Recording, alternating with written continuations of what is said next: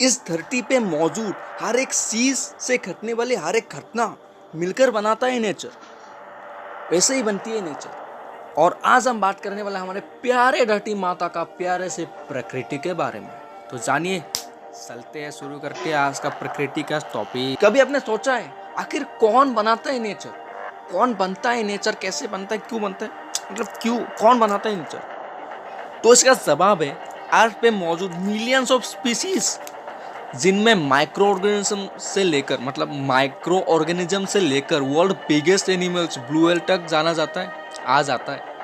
और इसमें ना पेड़ पौधे भी शामिल हैं, उन्हें भूल मत जाइए। और अब थोड़ा फैक्ट बता देता हूँ। धरती पे अप्रोक्सीमेटली 8.7 मिलियन स्पीसीज है अकॉर्डिंग टू द साइंटिस्ट। इसमें से 6.5 मिलियन स्पीसीज अर्थ के सरफेस में मौजूद है और 2.2 मिलियन स्पीसीज ओशियन में। इसके बाद हमारे दिमाग पे, हमारे मन में एक ही बात आता है कि साला इतना सारा स्पीसीज, इतना मिलियन ऑफ स्पीसीज अर्थ पे आया कहाँ से? तो इस सवाल का एक थ्योरी टाइप आंसर हो सकता है। तो शुरू करते हैं। जब अर्थ जीवन का इनिशियल स्टेट पे था, तब समुद्र के गहराई में, समुद्र के अंदर एक बैक्टीरिया जैसे ही, मतलब बैक्टीरिया टाइप लिविंग ऑर्गेनिज्म का आरंभ हुआ।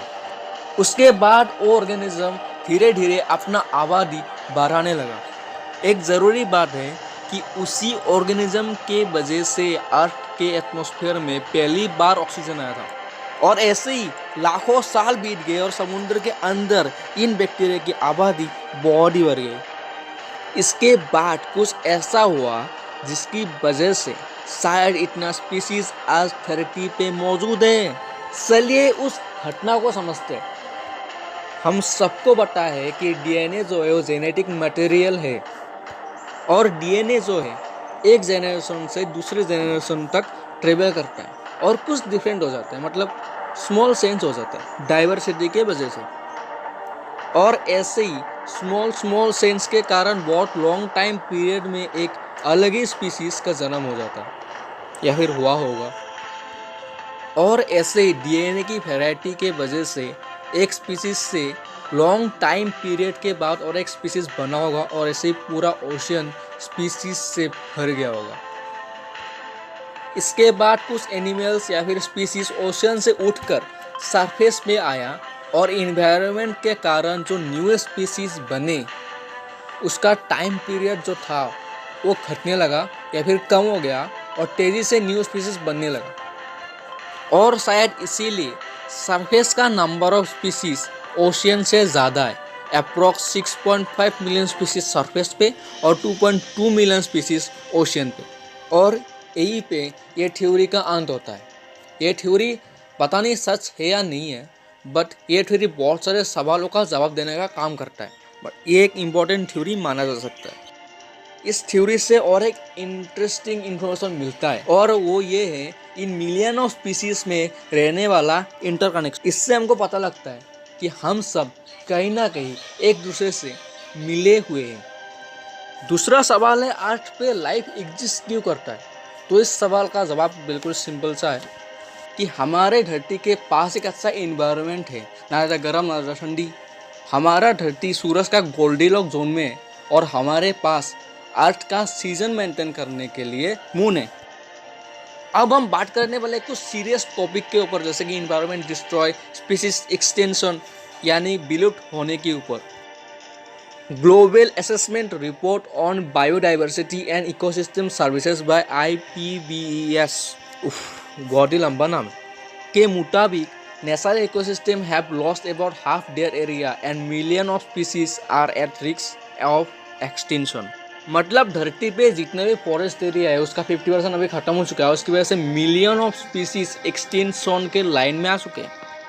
इनके मुताबिक 25% plants and animal species already extinction के कगार पे या फिर फाइनल लाइन पे आ चुके हैं। करीब 1,12,400 से प्लस स्पीसीज एक्सटिंक्शन के सपेट में आ चुके हैं। 30,000 से प्लस स्पीसीज एक्सटिंक्शन के फाइनल लाइन तक पहुंच चुके हैं। करीब 1,60,000 टारगेटेड स्पीसीज से एक्सटिंक्शन के। एनिमल्स का एक्सटिंक्शन 9 कैटेगरीज पर डिवाइड किया जाता है।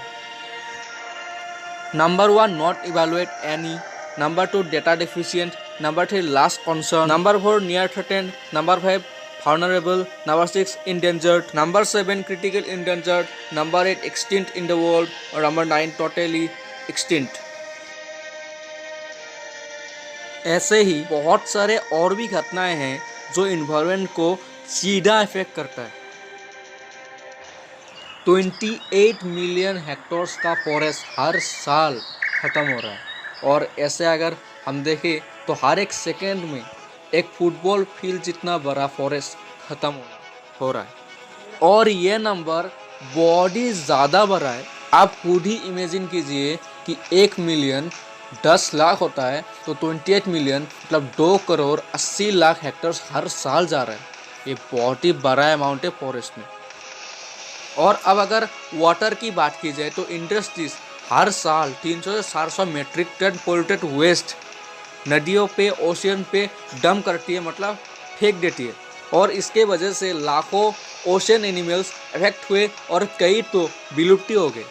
और अब एयर यानी हवा की बात की जाए तो पिछले कुछ सालों में 0.5% कार्बन डाइऑक्साइड इंक्रीज हुआ है और इसकी वजह से 0.07 degree Celsius average heat increase हुआ है पूरे वर्ल्ड में। और ये सब बहुत बड़ा खतरे का घंटी हो सकता है क्लाइमेट चेंज के ऊपर।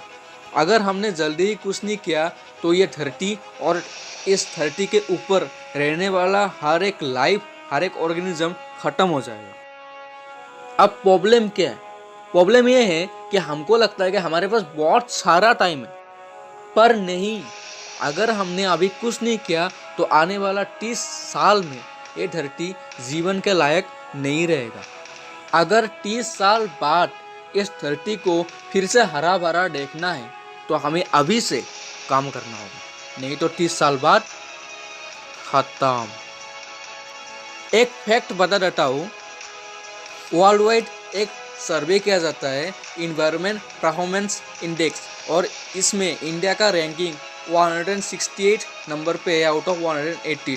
तो इंडिया का हाल तो और भी बुरा है। अगर हमें इस धरती को बचाना है तो हमें अपने घर से ही शुरुआत करना होगा।